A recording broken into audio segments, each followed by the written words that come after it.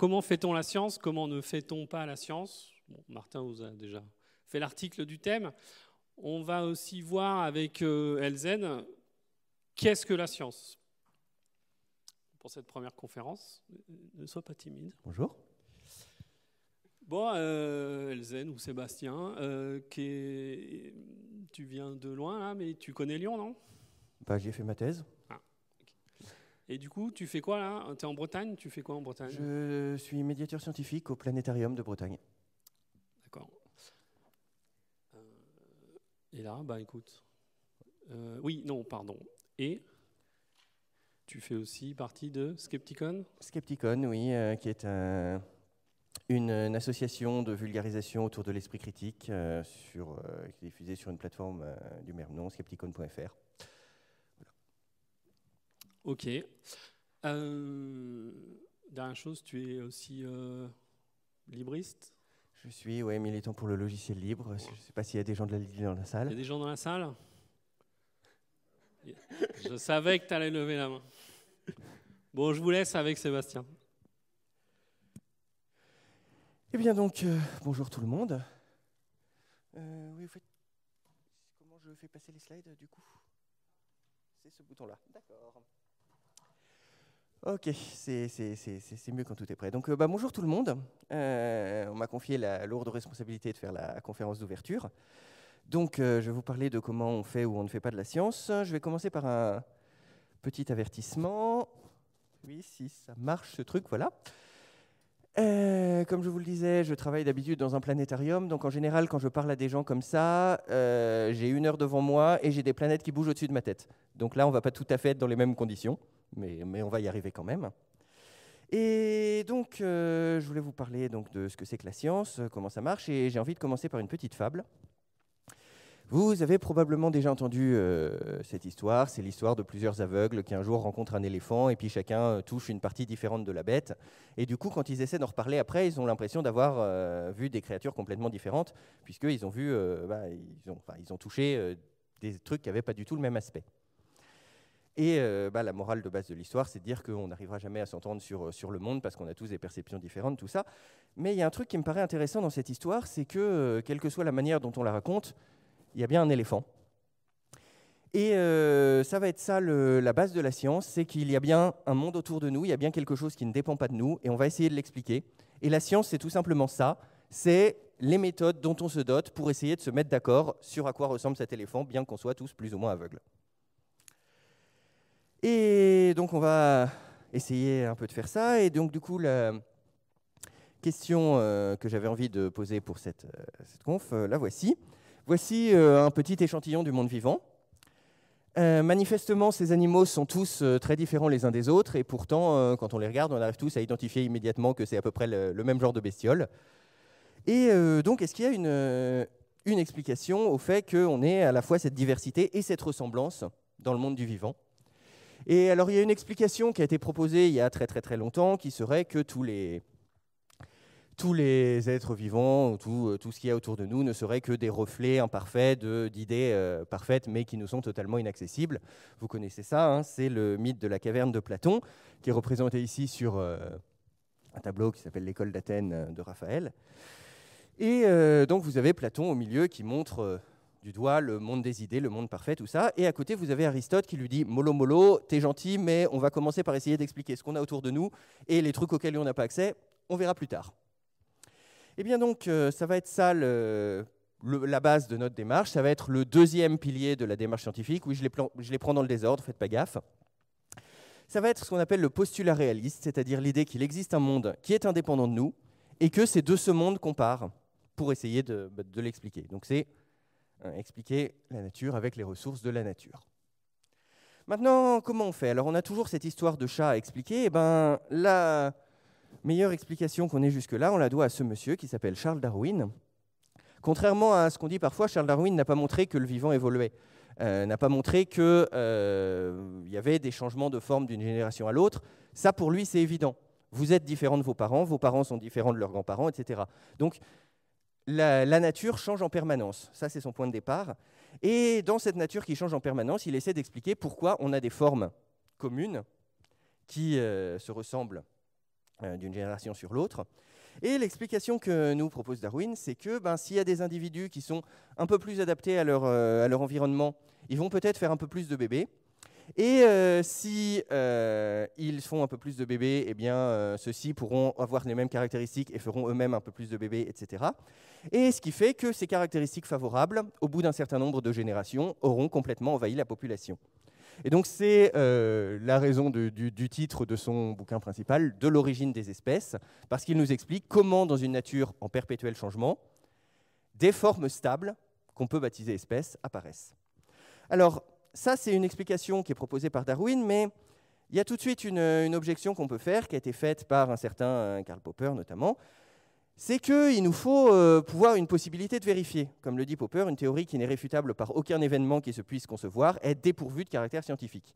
En gros, si on avance un truc, il faut un moyen de vérifier si c'est vrai ou faux. Et Popper, quand il publie ses travaux sur le concept de réfutabilité, il nous donne 3 grands exemples de trucs qui sont par nature complètement irréfutables et donc sans valeur scientifique.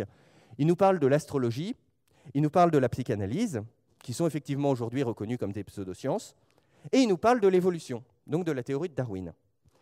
Et il n'a pas entièrement tort, parce que quand on est en train d'essayer comme ça d'expliquer comment on en est arrivé là, on a vite fait d'inventer ce qu'on appelle des Justo Stories, du titre d'un recueil de nouvelles de Rudyard Kipling, qui a été traduit par Histoire comme ça, où on invente une histoire qui est un beau scénario, mais on n'a absolument aucun moyen de vérifier.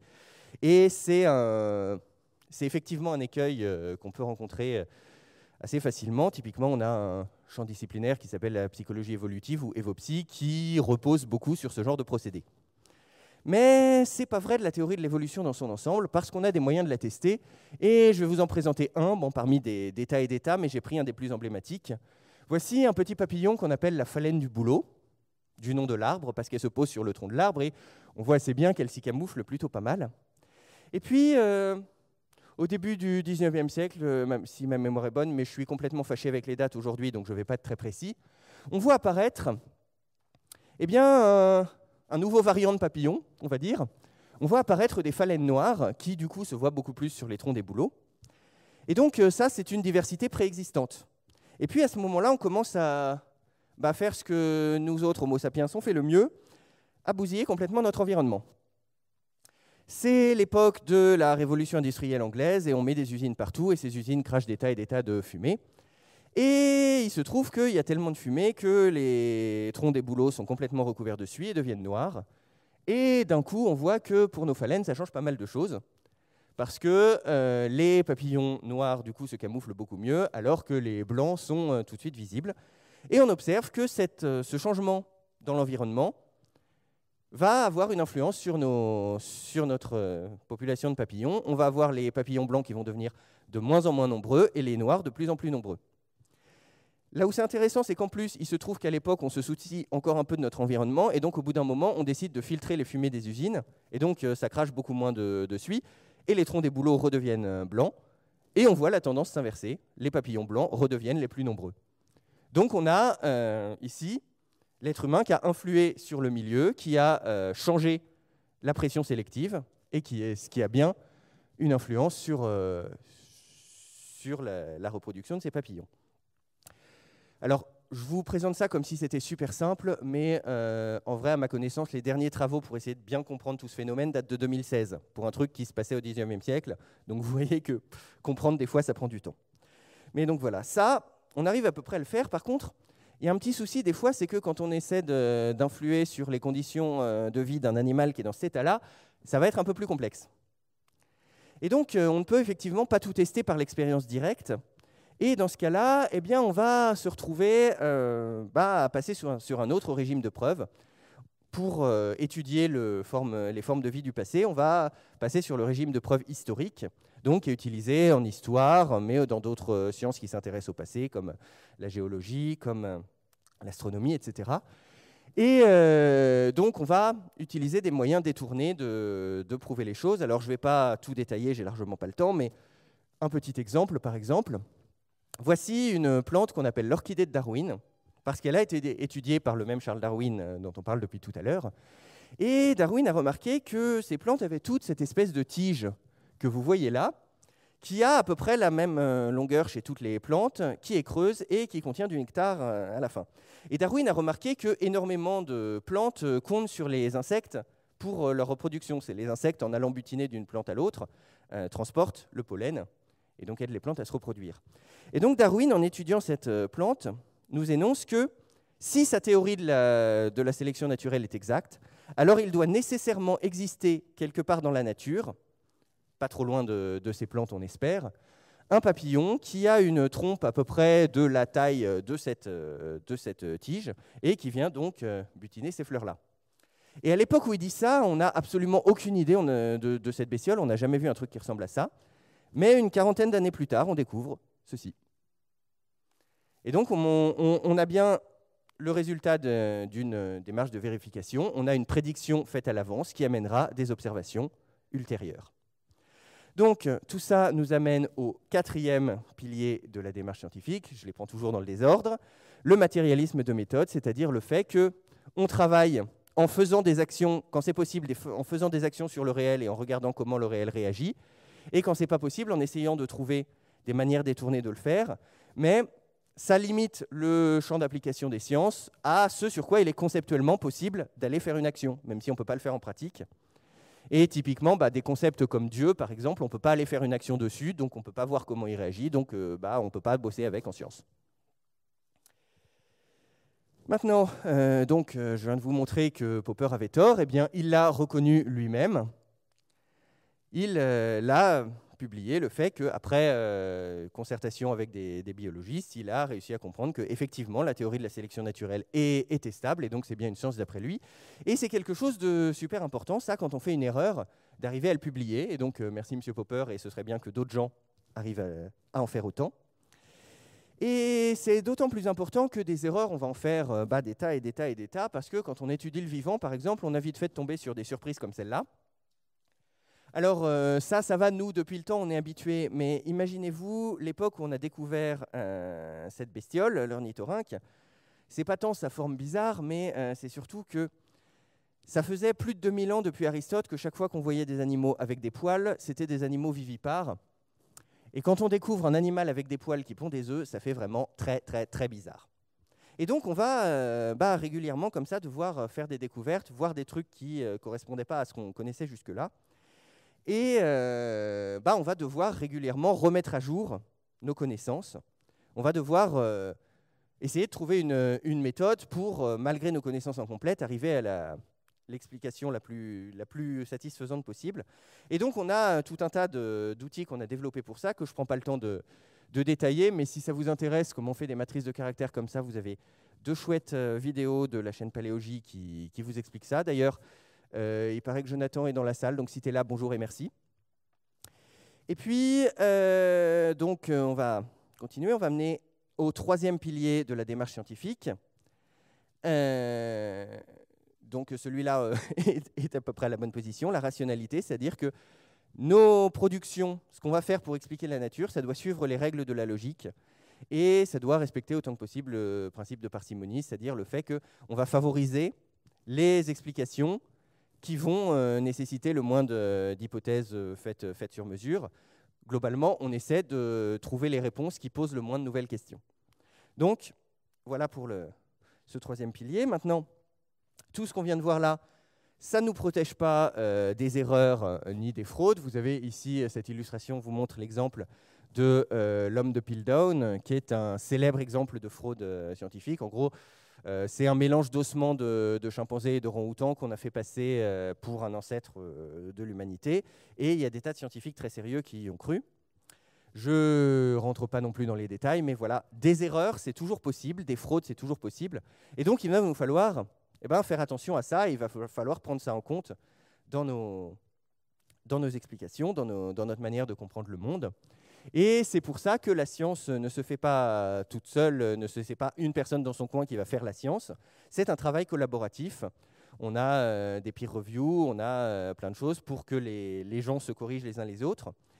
Et on a surtout besoin, pour que quelque chose devienne une connaissance scientifique, que ce soit confirmé par d'autres personnes. Et c'est pour ça que je vous mets cet autre monsieur barbu sur les slides. Ce monsieur, il s'appelle Wallace. Et c'était un naturaliste de la même époque que Charles Darwin. Et de manière totalement indépendante, il n'a jamais bossé avec Darwin directement, mais il est arrivé, par ses travaux, à l'explication de la sélection naturelle pour expliquer le monde du vivant. Et donc Darwin et Wallace ont publié leurs travaux en même temps. Et le fait que deux chercheurs complètement indépendants soient arrivés à la même conclusion, ça a donné beaucoup plus de force à cette théorie avant qu'elle soit, à l'époque où elle n'était pas encore complètement démontrée par les faits, ce qu'elle est maintenant. Donc tout ça nous amène au premier pilier de la démarche scientifique, le scepticisme initial sur les faits et leurs interprétations. C'est-à-dire que on s'attend à ce qu'il y ait des erreurs partout, et donc on s'attend à toujours devoir remettre en cause. Et pour autant, ce n'est pas parce qu'on a repéré une erreur quelque part qu'il faut jeter tout le reste. On va passer notre temps à mettre à jour ce qu'on sait, à modifier ce qu'on sait, et donc les théories, elles aussi, évoluent.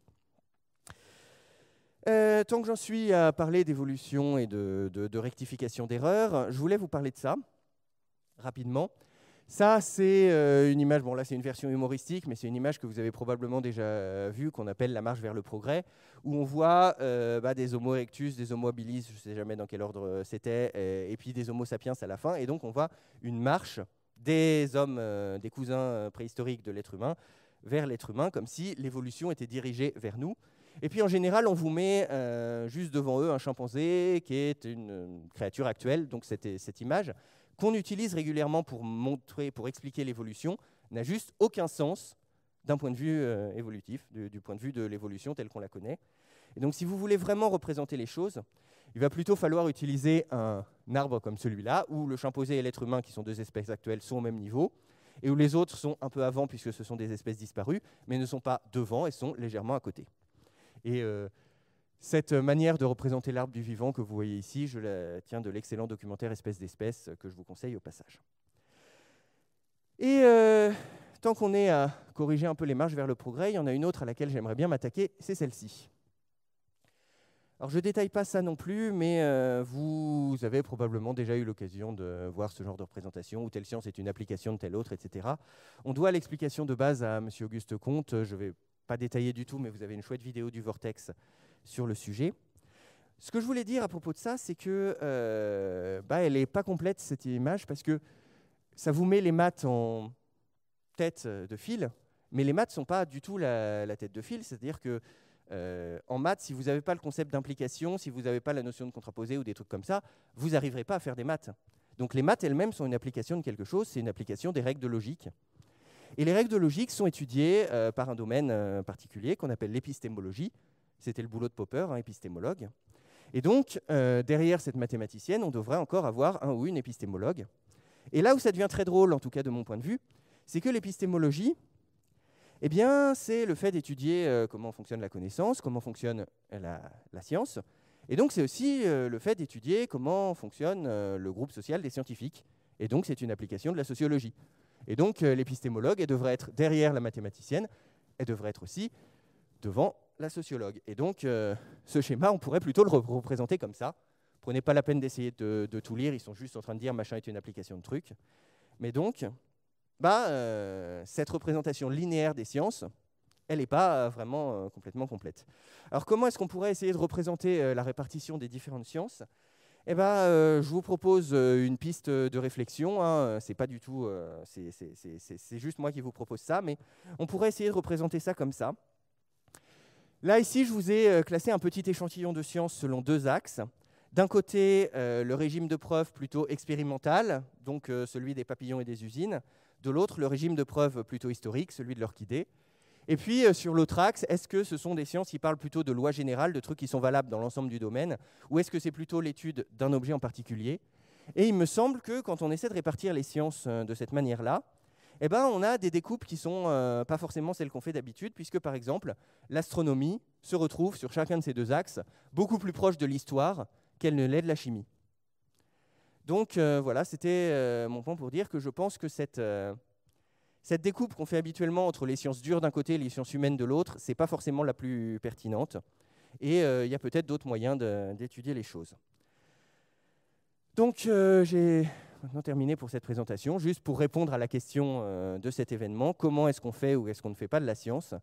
Eh bien, c'est qu'un début de réponse, évidemment, il va falloir être beaucoup plus précis que ça.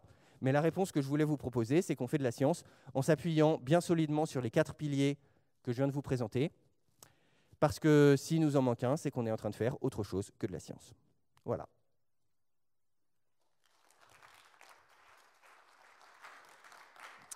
Merci. Attends, on a 2-3 choses à voir. On va se mettre à l'aise. Pas de souci. On a même du chouette. Alors, tu es en train d'écrire un livre? Alors, je l'ai écrit là depuis un moment. Je suis en train de faire les corrections demandées par la maison d'édition. D'accord. À la base, j'espérais que le livre soit sorti pour cet événement. Et puis, évidemment, on a pris du retard. Donc, ça viendra un peu plus tard. Je comprends pas les gens qui sont en retard. Franchement. Bon. Eh ben encore merci. Et juste tu voulais dire un mot ? pour préciser, ce dont je viens de vous parler, en fait, c'est plus ou moins un gros résumé de la première moitié du livre, donc je vous invite à aller voir. Et si vous vous demandez pourquoi je présentais le bas de la Tour Eiffel pour les 4 piliers, j'ai une chouette analogie pour ça, mais je vous laisserai la découvrir dans le bouquin. Il faut bien teaser un peu. Et du teasing. Merci beaucoup. Merci à vous.